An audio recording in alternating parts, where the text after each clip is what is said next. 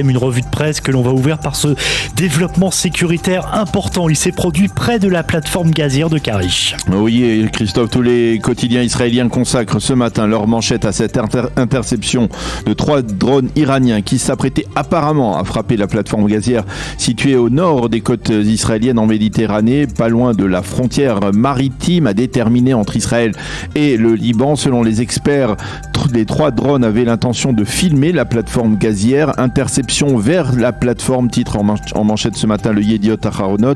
Le Maariv explique que ce n'est pas un hasard si ces drones ont décidé de filmer cette plateforme. Karish est en effet au cœur du différend entre le Liban et Israël sur le tracé justement de la frontière maritime entre les deux pays.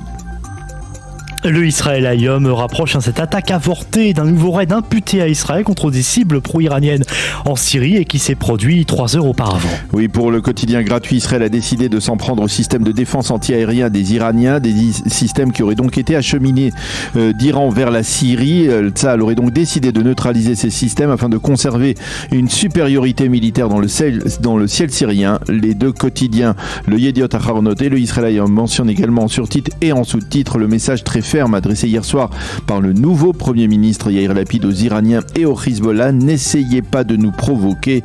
Fin de citation. Giora Island dans le Yediot Aharonot estime dans son éditorial que l'envoi de ces drones est l'occasion pour le Hezbollah de se donner une posture de patriote libanais qui entend freiner l'accord sur le tracé de la frontière maritime entre Israël et le Liban, ce que le mouvement chiite qualifie, je cite, de vol des trésors de gaz libanais.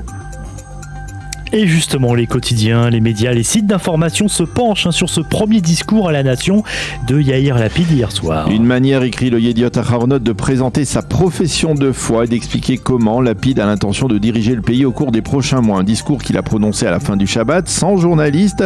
Lapid a d'abord remercié Naftali Bennett pour les réussites qu'il a enregistrées lors de son mandat d'1 an au poste de Premier ministre. Il a ensuite déclaré « L'État d'Israël est plus grand que chacun d'entre nous. Il était là avant nous et il sera là après nous. Et notre rôle est d'aspirer au bien de tous les Israéliens. » Pour Lapid, tout débat n'est pas négatif s'il ne porte pas atteinte à la stabilité du pouvoir et à la résilience interne des Israéliens. Nous ne devons pas oublier, nous avons un seul but, un État juif démocratique, libéral, fort, progressiste et prospère. Fin de citation. Yair Lapid a alors cité sa profession de foi et celle de nombreux Israéliens. Oui, il a déclaré que l'État d'Israël était l'État-nation du peuple juif. Il n'a pas été créé en 1948 selon Lapid, mais lorsque Josué a traversé le Jourdain il y a plus de 3000 ans. Nous croyons qu'Israël est un État juif au caractère juif avec une identité juive et même sa conduite envers les habitants non juifs doit être totalement juive. Israël est un État qui aspire à la paix tout en préservant sa sécurité. Nous croyons que l'État de droit est celui qui protège le plus les plus faibles, que la liberté d'expression est un droit élémentaire, que la liberté de la presse est une composante de la démocratie israélienne et qu'au bout du compte, il nous est permis de ne pas être d'accord sur tout. Enfin, Lapid a déclaré « Israël tend la main à tous les peuples de la région, y compris les Palestiniens ».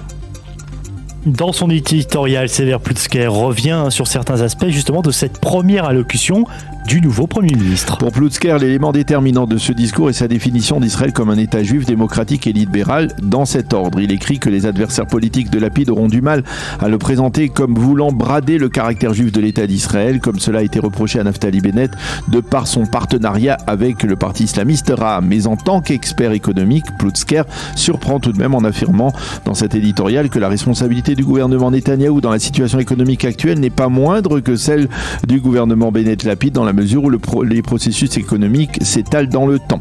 Dans le Israël Hayom, Amnon Lord considère que Lapid utilisera sa position de Premier ministre durant la campagne électorale des 120 prochains jours. Et Lord écrit que s'il n'y a pas de décision claire et tranchée le 1er novembre lors des élections, eh bien ce sont les électeurs de la droite qui pourraient finalement sacrer Lapid lui-même. Quant à Michael Hauser-Tov, il explique dans son analyse dans le Haaretz que jusqu'à la visite de Joe Biden dans la région, Lapid s'efforcera de ne pas entreprendre de démarches politiques majeures. Selon Hauser-Tov, le nouveau Premier ministre a l'intention de mettre à profit le mois de juillet pour asseoir son image de chef de gouvernement sans s'immiscer pour l'instant dans la campagne électorale. Tous les quotidiens et les sites d'information font état d'un développement important dans l'enquête sur la mort de la journaliste Shiri Abou Akleh. Il s'avère que les Palestiniens ont cédé aux pressions américaines et ont accepté de remettre aux Américains la balle qui a tué la journaliste d'Al Jazeera à Jenin il y a 1 mois et demi. Nous n'avons pas l'intention de la remettre à Israël, mais uniquement aux États-Unis, a déclaré le procureur général palestinien. Il a également été décidé que l'expertise de la balle se fera donc par les Américains, mais à Ramallah. Les observateurs font remarquer que cette décision a été annoncée 10 jours avant la visite de Joe Biden dans la région et l'on estime que les Palestiniens auraient obtenu de Washington une contrepartie qui devrait s'exprimer lors de la visite du président américain à Bethléem. Et puis nous terminons cette revue de presse avec vous, Daniel, en consultant les pages sportives des quotidiens israéliens. Des pages sportives qui rendent hommage à l'excellente prestation de l'équipe junior d'Israël qui a été battue vendredi soir en finale de l'Euro par la sélection anglaise après avoir ouvert le score et après 1-1 à l'issue des 90 minutes de match. Il a donc fallu les prolongations pour que les footballeurs israéliens de moins de 19 ans s'inclinent devant les Anglais. Une défaite qui a donc un goût de victoire, ont admis les observateurs israéliens. Ils ont conquis l'Europe, titre le Yediot Aharonot en première page. Ils sont les numéros 2, mais ce sont des champions, a titré pour sa part le Israël Hayom. Là encore en première page, l'équipe nous a fait rêver. Il faut qu'elle donne l'exemple, a affirmé l'entraîneur de l'équipe d'Israël.